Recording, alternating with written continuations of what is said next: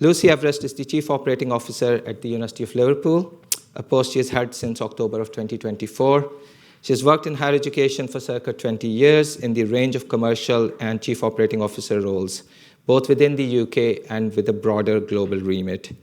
Before that, she's worked in a range of marketing roles in academic publishing, latterly as Head of Marketing EMEA for Elsevier Health Sciences. So all the tough Elsevier questions can go towards Lucy. Sorry, Lucy. Lucy is really passionate about the power of education to transform lives and that of digital to transform our ways of working. And she's also a strong believer that building strong and long-term partnerships with stakeholders and suppliers is the key to future success and resilience of higher education. So in a short while, I'll welcome Lucy, and you can listen to her absolutely amazing talk. Our second keynote speaker for this session is Professor Christopher Smith.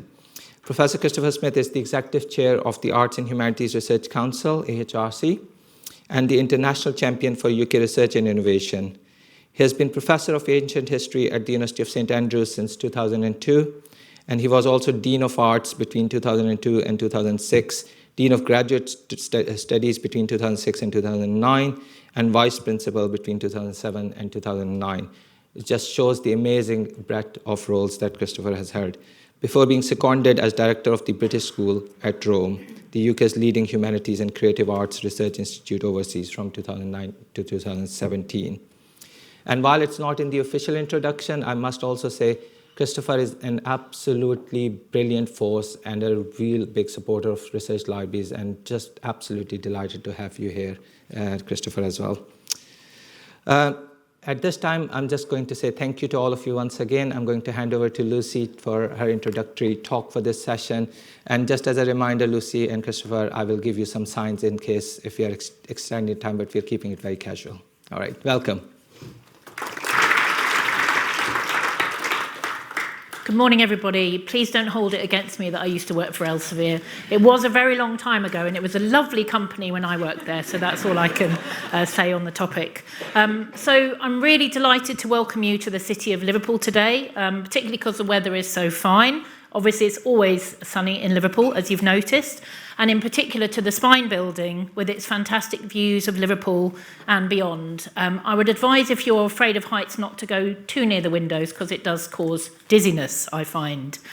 I'm also really pleased to be here at this first in-person conference of RLUK since 2019, and I really feel you've picked a great location in which to hold it.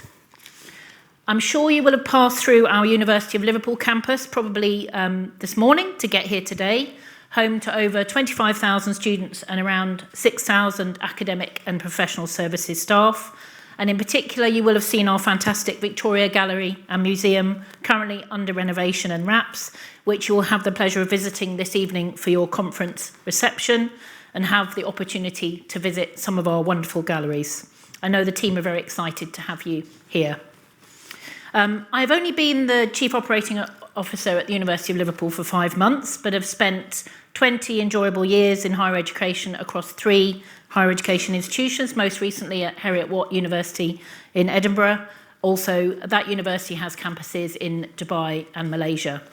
The invitation to speak today was a little daunting. I won't make any jokes about librarians because I'm sure they're inappropriate, but I really feel that it's provided me with an excellent opportunity to reflect on where UK universities are now and the critical role our libraries play in their future success. I'm sure it feels to many of us that the UK higher education system is in a constant state of evolution over the last 2 decades. I recall clearly talk of marketisation of higher education when I joined from the publishing sector in 2004, just as tuition fees were being introduced. The consequences of that marketisation have played out in numerous and complex ways, and it is apparent that the threats we face now could call into question the very existence of certain institutions within the UK. It is easy to feel under attack from all angles at present, and at times to feel powerless to break free from the financial pressures caused by the decline in international fee income, the increasing costs of utilities and resources, regulatory burden, and the decline in real terms value of the domestic student fee. Add to this the growing competition from universities around the world and their move up the rankings and the concentration of research funding for a select few, and it is easy to feel despondent. I firmly believe, though, that through change and challenge comes evolution and innovation, and our fantastic libraries have a critical role to play in the potential for positive progress ahead. My experience at Heriot-Watt University, previously at an institution that had more learners and increasingly research outside of the UK than in, showed me that new and innovative models can break through perceived financial constraints, but these bring risks which are higher, and the skills that staff need are different and need to evolve. Despite this need for evolution, it is important to stay focused on our core offerings and the quality of our learning spaces, our library resources, and our research collections. We must continue to demonstrate to students and our wider communities in which we operate that universities have a critical role and impact beyond the students that study with us and the staff that work there.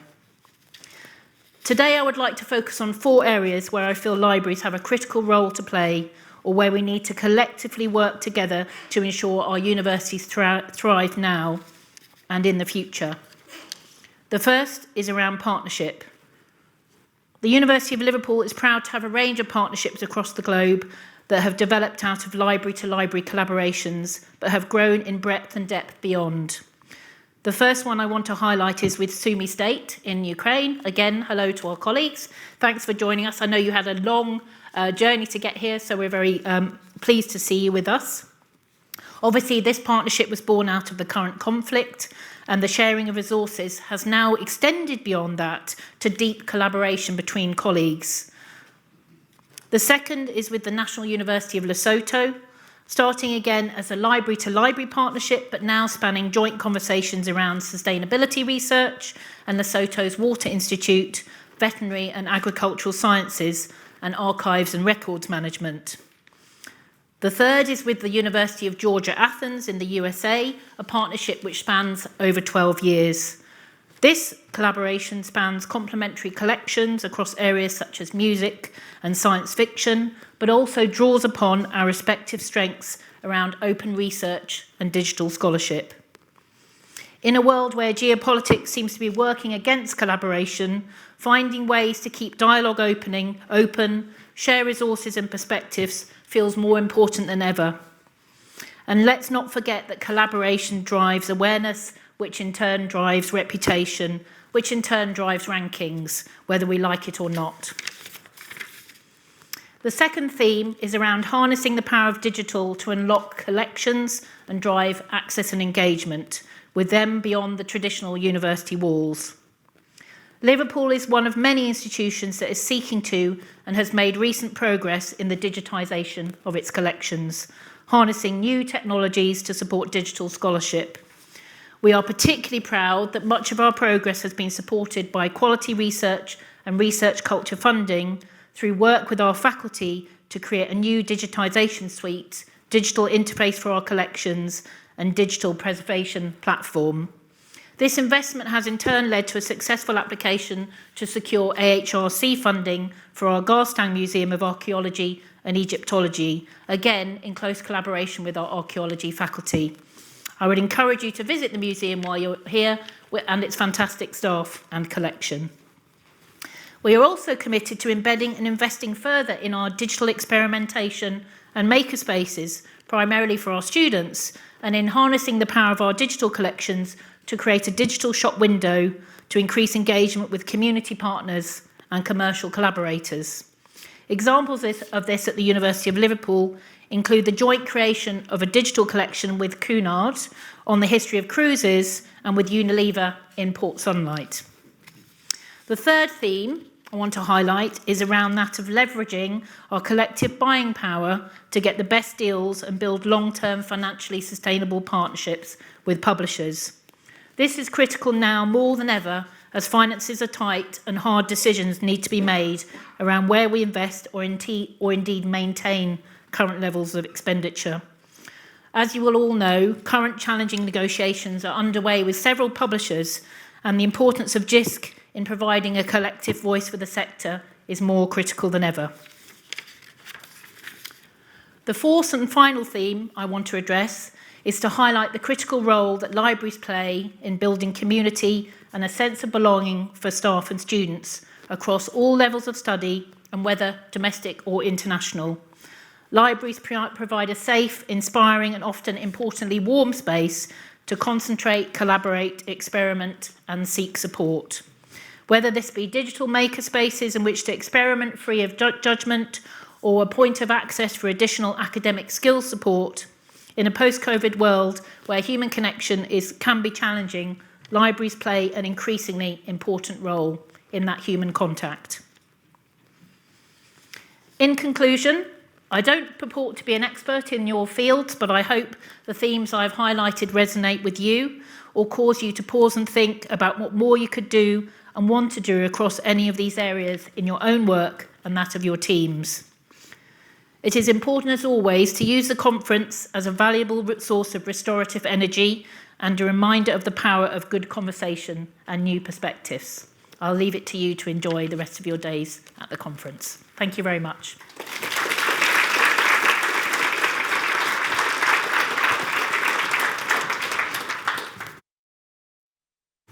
Thank you. Well, good morning, everybody. It's a complete joy to be here.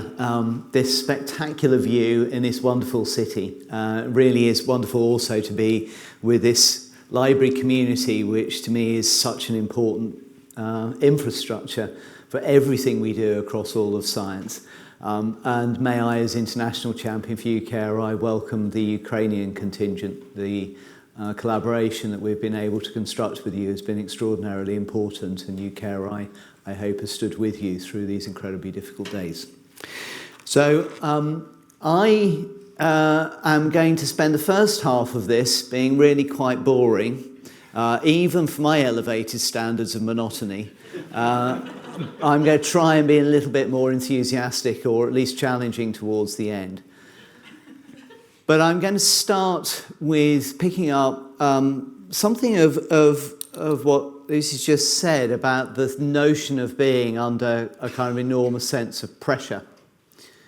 And it's not difficult in the space of trusted research and innovation to feel very much that we are fighting at least a metaphorical war on three fronts. And these are the three areas I want to talk about: trusted research and innovation, research integrity, and trust in research and science more generally.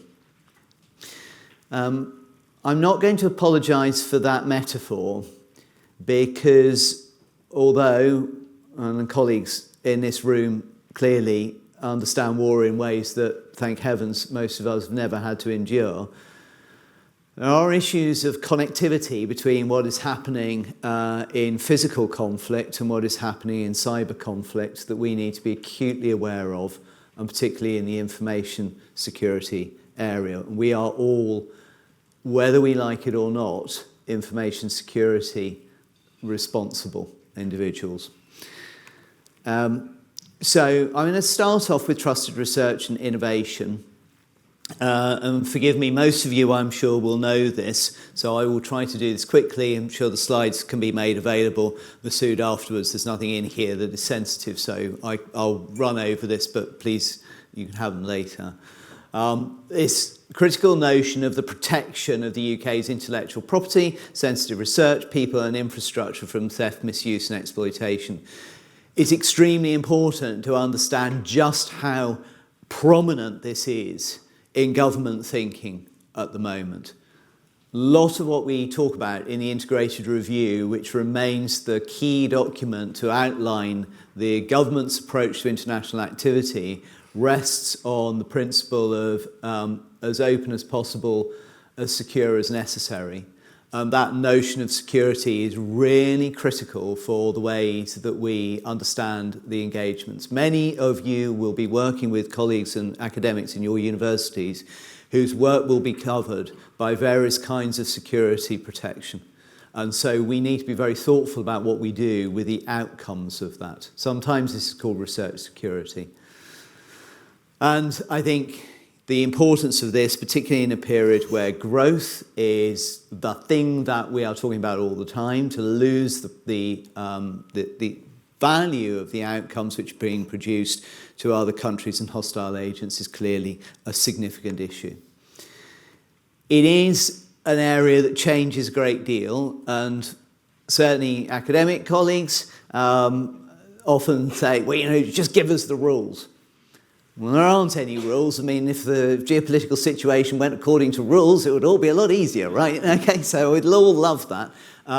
There are guidelines and parameters, but obviously we need to adapt to the changing geopolitical situation. China is an obvious example where governments have, and I think rightly, found it difficult to find a position because the breadth of engagement that all Western European countries and North American countries have with China over a range of issues. To try to find an answer to how we collaborate is impossible. There are parameters and we need to work within them, and a lot of what you're seeing through the things that I'm setting out here are giving that exactly that kind of shape. We have a framework which comes through the National Protective Security Authority. This is available. There's nothing particularly hidden here. If you don't know about this stuff, I think it's really important that you make sure that you know who in your organisation does, because it affects all of us, every single one of us, everybody working in the university, particularly if you're working with data. And so our trusted research approach, there's a framework for this which has an evaluation framework which is endorsed by the National Protective Security Agency. You can see that they have endeavoured to be quite open about this. There is a campaign. Your research is your pride and joy, protect it. That's not a secret thing. It's a reasonably legitimate way to kind of present this. And in summary, the kinds of things that we need to run through when we're thinking as researchers is, why is this project partner interested in working with you? Have you done the due diligence? Have you understood potential conflicts between project partners? Have you segregated access to IP? We often think about this in terms of academics. It's also very important that your institutions are engaging with you as library professionals and information professionals throughout the process of developing trusted research and innovation practices.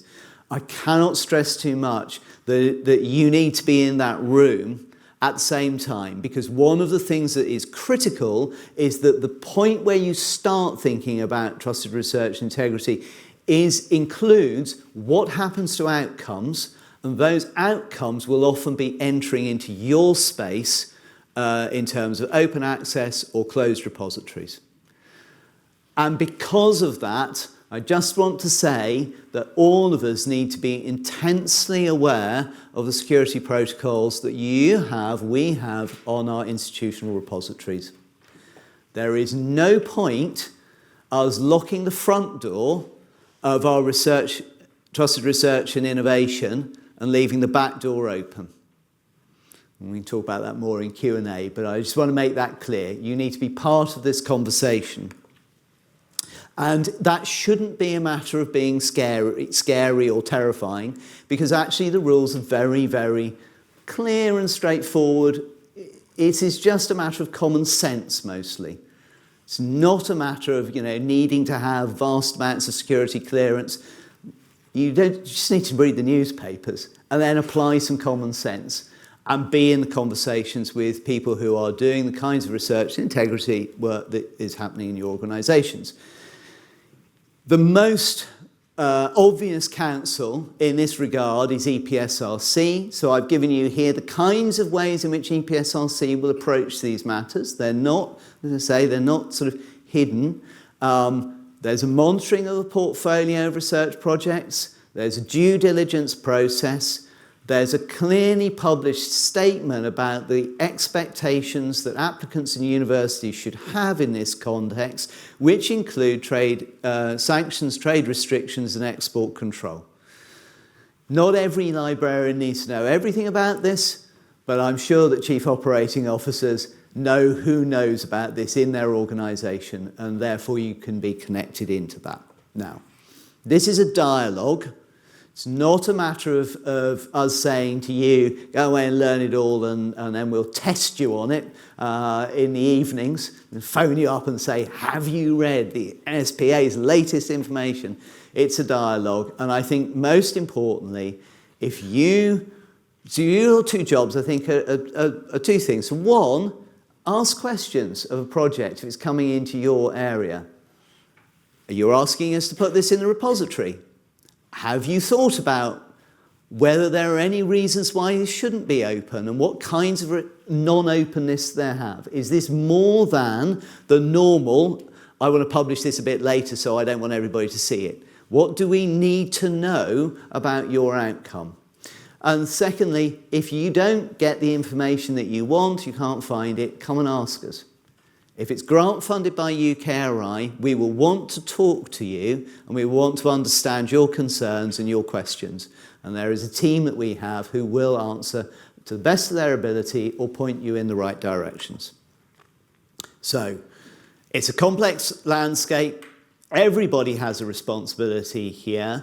There isn't going to be a single right answer. We rely on you monitoring risks in your organisations, but come to us and use the guidance and resources that exist.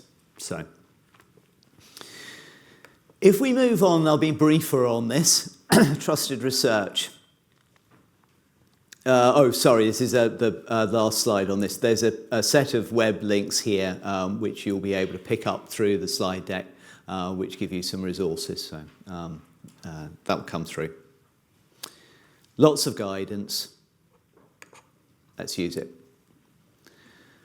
Now, similarly, research integrity, which is not the same as trusted research and innovation. We have to be, that I is very misleading. Trusted research and innovation, research integrity, two different things, but they're obviously connected.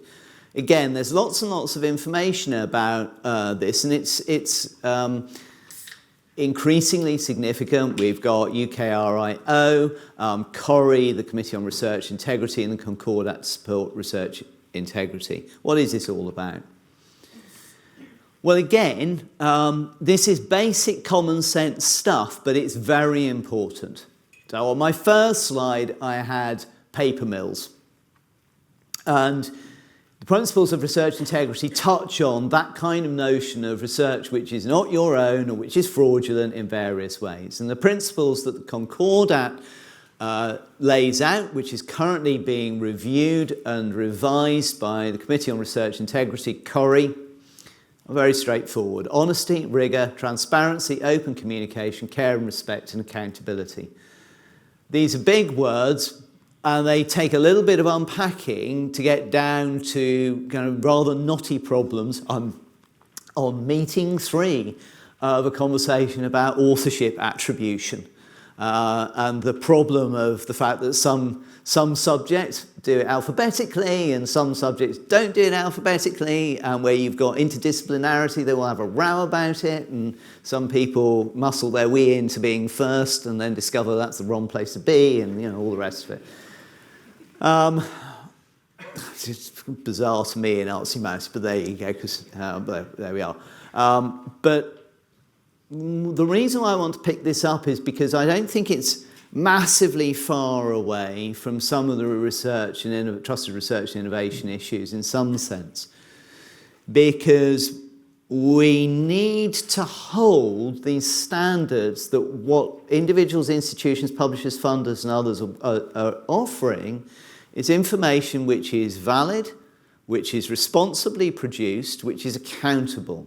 So that when it arrives in your library and when you are responsible for, in a sense, publishing or permitting the publication and the access to that data, you can trust that what has been produced is legitimate. And this is a partnership that we all need to have, including with publishers, which are trying to find their own way through paper mills and fake papers and so on and so forth. At the moment, there is a lot of attention on graphs which show that the number of retractions is rising. Actually, there are a lot of challenges in the X and Y axis of those graphs. It's rising from quite a low base against a rapidly increasing number of publications. So to a degree, I think we don't need to be so dramatically worried about retractions increasing. In fact, you could say that's an indication that the system is keeping track with the pace of increase, and there will always be bad actors.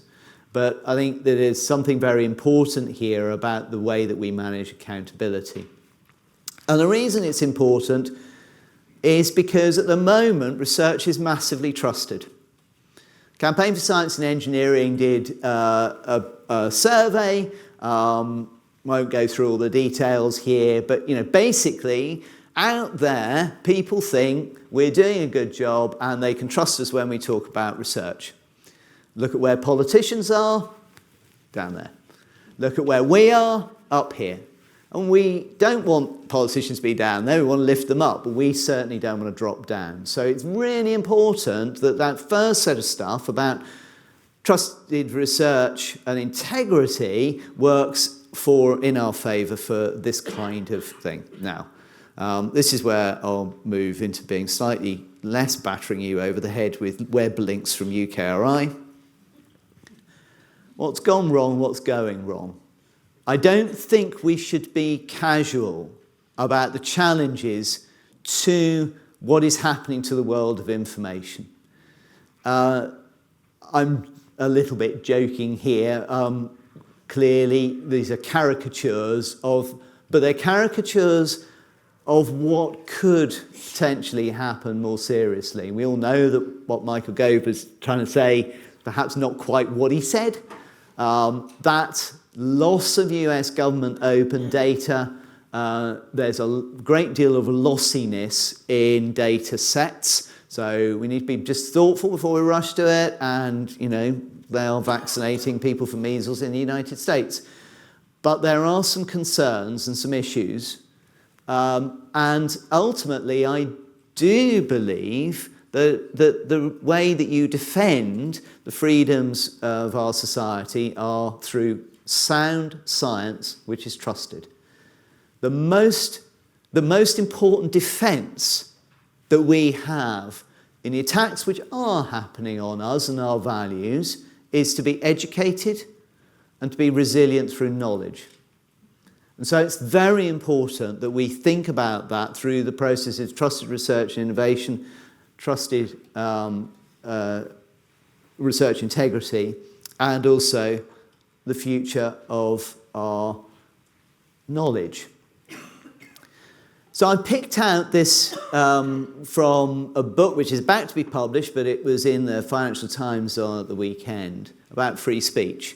Most of us in universities have been rather battered by the notion of free speech and its peculiarities. There's a very interesting argument here by Farah Dabayala, which is that in order to have freedom of speech, you don't have just an unregulated marketplace. The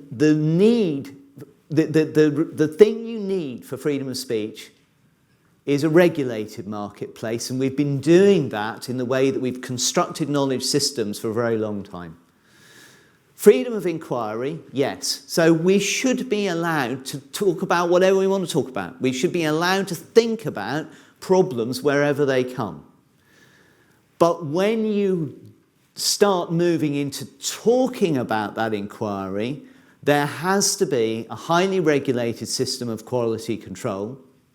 And that is why I do believe that peer review, for all its faults and challenges, should not be seen as an unnecessary piece of gatekeeping, but rather an absolutely necessary part of the process whereby the knowledge that enters the public sphere has had as much challenge as is appropriate and proportionate, so that it can then become part of a discourse and a debate. And third, the dissemination should follow norms of scholarly expression. You've got to be able to talk in non-abusive language.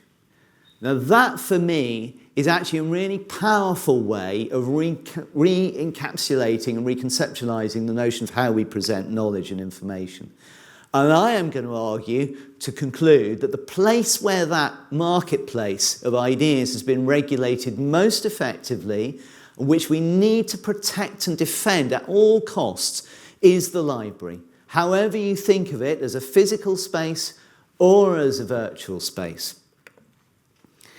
What a library stands for me is a place where you put a huge amount of knowledge, but you illustrate in various ways its interconnectedness. The fact that it's really important that everybody works to the same standards of rigour and honesty and transparency, that nobody gets out of that marketplace of control and regulation, that we all owe it to each other to act with integrity and with honesty and with openness and without being abusive. Putting everything, whether it be on library shelves in a Dewey Decimal classification or in the web of science where you can find it through different ways, it doesn't matter. That interconnectedness of knowledge is critical. Secondly, libraries have been unafraid in the past to emphasise that knowledge acquisition is not straightforward. It's hard. You have to work at it. You have to put time in. And library professionals, as much as any academics, have been keen, yes, to make it as easy as possible, but not to hide the fact that it's a challenge. And third, and there's a reason why I've picked out a monastic library in first instance, regardless of religion, that knowledge is a matter of morality. That's why we talk about trust. It's why we talk about integrity. It's because it is a moral obligation on us to provide information to as many people as possible, as reliably as possible. And libraries have been in that business since their foundation. And then I would move on to expand on that notion of morality. Knowledge is an infrastructure of care. Care for all of us, not just the people in our library, but for everybody in our society. And we need to be really thoughtful right now about what it is that we do to knowledge if we don't look after knowledge. I love these three ideas, some of which I've taken from a great design thinker called Indy Johar, who I recommend to you, one of the most expansive thinkers I've ever come across. The notion of mental wealth as opposed to mental health, I think, is a very exciting term. The notion of actually the fact that in order to be part of a resilient society, we need to have our resources at the fullest extent mentally. We need to be able to fill our mind with the knowledge and the wisdom that is necessary. And that individual mental wealth will give us societies which have sense-making capabilities. If we cannot make sense of our society, then we will never defend it and be resilient within it. And colleagues here who've had to do that under extraordinary circumstances. But those circumstances are with us all, some shape or form. Libraries' role as being part of sense-making, I think, is critical. And that takes me to a third notion, which I really rather love, which is re-entanglement. There is a part of the way the Western approaches to knowledge have run, which is we have disentangled the world in various ways. We have disentangled disciplines, spent a lot of time trying to say, historians over here, and there are biochemists over here, and there's another branch of X over here, and they sit in separate silos and separate faculties, and they have separate journals, and they operate in separate ways, and we compete with each other over resource. We compete as universities over resource, and we separate the academic world from the rest of the world, and we think about science as separate from society, and we think about science as separate from nature and ourselves as separate from nature. And we know exactly where that has left us, and we need to re-entangle our world.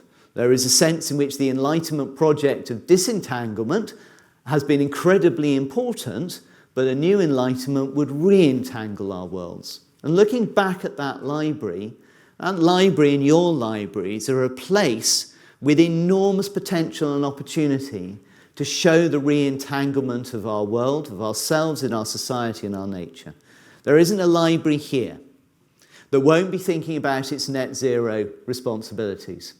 There isn't a library here that won't be thinking about the readers in it, not just as items going across the carpet and wearing a hole in it, but as individuals who need to be cared for and thought about. There isn't a librarian that I've met that hasn't been as committed, if not more committed, to the process of educating an individual as the academics in their same institutions. There isn't any library that I've ever come across that hasn't thought about who they can open their doors to more widely. how they can get more people in. And as we think in RLUK about research libraries, I know David and his colleagues are thinking also about the relationship with CILIP and the library system more generally, and how we can be part of a genuine ecosystem. That notion of an infrastructure of care rests very much with us as custodians and stewards of knowledge for everybody in society. So my thanks to you for all the work you did. This is a tough time. There are some real challenges that I've started with and kind of carried through and are dark. But we have a librarian, the action figure. When an age of darkness comes, a hero must rise. Thank you for everything that you do to keep us on this track. Thank you.